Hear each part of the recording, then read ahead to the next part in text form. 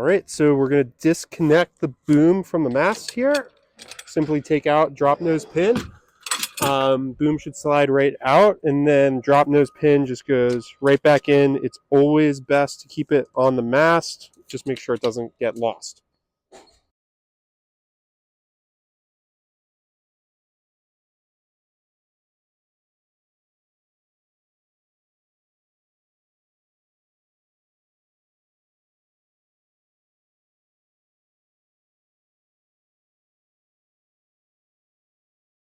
From here, what we're going to do is release the forestay on the bow. As you can see, the forestay is tied off to that eyelet there, eye strap, and we're just going to let that off while making sure that someone is putting weight on the mast forward. From there, we have the jib halyard attached to the pivot point. And what we're going to do, and we have it cleated right here, so it's holding the mast up all on its own right now.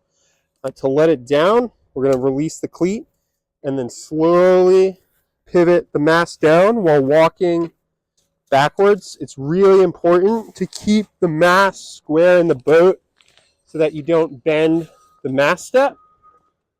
And we're just going to let it down really slowly. Really helps if you have a friend. And then just pop it right down there. Great. So from here, we're going to take off the shrouds. These are just a simple pin and ring ding. Super easy to put together. Pop the pin out, hold on to it, make sure you don't lose it. I like to leave the chain plate or shroud adjuster on the shroud rather than on the boat.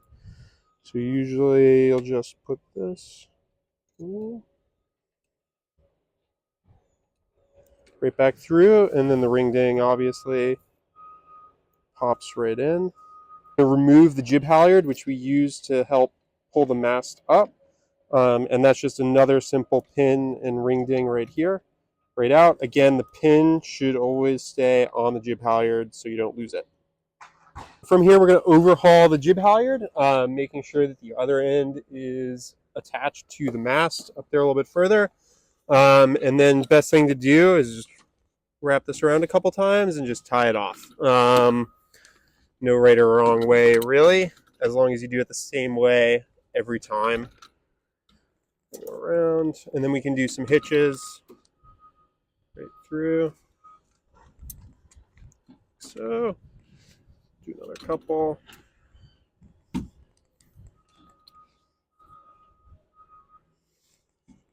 Cool.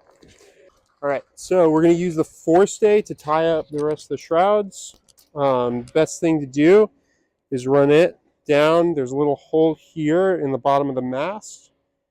Just going to slide it right through. And then we're going to come back up, find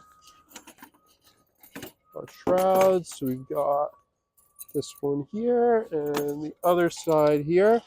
Run them both to the front of the mast, and then we're just passing this line through each one and pulling tight.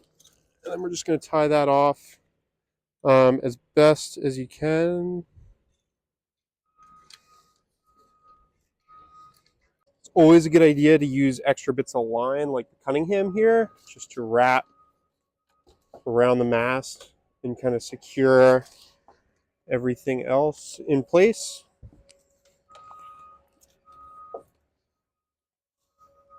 Just like that. And then we're going to do the same deal with the leftover main halyard here.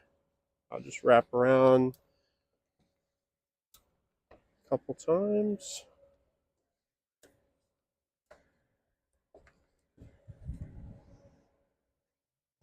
Cool. From here, what we're going to do is put the mast into the carriers. A little stuck. It's all right. It's always a good idea to put the mast float forward. We're just going to set that up there and set the other end down like this.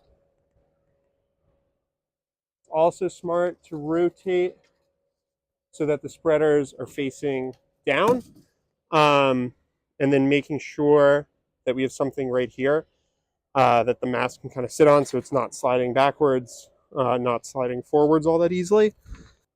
So from here, we're going to take the included bungee with this mast carrier and wrap it around a bunch of times, making sure to keep this super duper tight. And you want to kind of get it to a point where the bungee is going to bottom out right there. This is pretty solid on here. It's not a bad idea to just throw another piece of line on there, secure it a little better. A lot of people will go through this hole here and then just go straight down to the boat, and that kind of ensures everything's going to stay in place super well. So included bungee, same concept. You just a couple wraps around, making sure to keep the bungee super tight, and then get it to a point where it's just going to pop into place. And then that, again, is pretty solid. Also, not a bad idea to take some line and just go right down to the trailer. Usually that's what we recommend. All right, so we're going to hook up this trailer to our truck. We have a forklift here as our stand-in truck for this exercise. This is a standard 2-inch ball with a 2-inch receiver here. We've got chains just in case to secure this to the vehicle, and then standard 4-flat connector. It's the best way to hook this up. These boats are pretty light, so we can just wheel the trailer forward, use crank, get it to line up, and we're just going to continue dropping the trailer down onto the ball. From there, we can rotate the wheel up. Doesn't really matter which way it goes as long as it's not locked into place and not going to drag on the ground. Then what you want to do is secure the ball right like that, and this locks into place. It's critical to make sure that this little clip is locked in there. Also, really good idea to put a pin or a lock right through this little hole here, just to make sure nothing happens. From there, you want to take your chains. It's always a good idea to cross the chains under the trailer. Doesn't quite reach. Doesn't quite reach, but we can hook them right like that. From there, what I would do is probably go ahead and hook up the 4-flat connector to the car, and then check the trailer lights, make sure everything's working, give the boat a good walk around, make sure everything's tied down properly.